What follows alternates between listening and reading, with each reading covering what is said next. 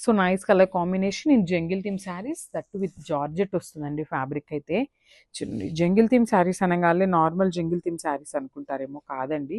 Unique ప్యాటర్న్లో jungle థీమ్లో తీసుకున్నాం అనమాట శారీస్ అయితే. చూడండి, మనకి అంతకుముందు చూసిన జంగిల్ థీమ్లో ఇట్లాంటి బర్డ్స్ కానీ ఇట్లాంటి ప్యాటర్న్ కాదనమాట.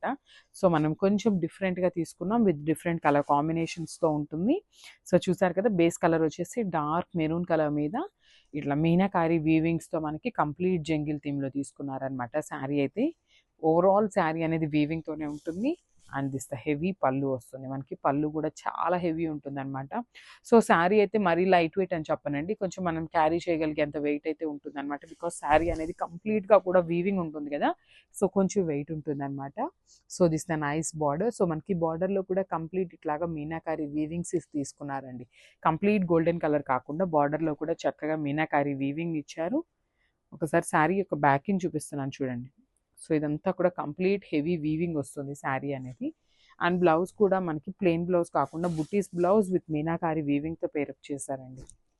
So this the sari with blouse colour combination అనేది ఇట్లా ఉంటుంది. సో మనకి శారీ బ్లౌజ్ బార్డర్స్ అన్నీ కూడా సింగిల్ కలర్లోనే ఉంటుందండి.